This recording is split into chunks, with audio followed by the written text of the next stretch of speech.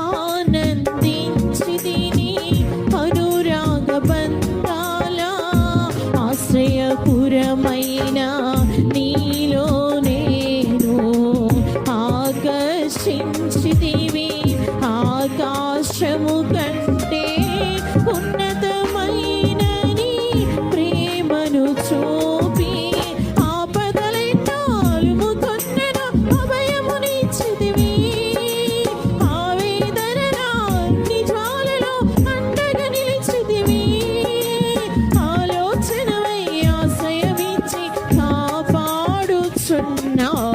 నీకే ఈ ప్రేమ గీతం అంకితమయ్యా, ఈ స్తోత్ర గీతం నీకేనయ్యా.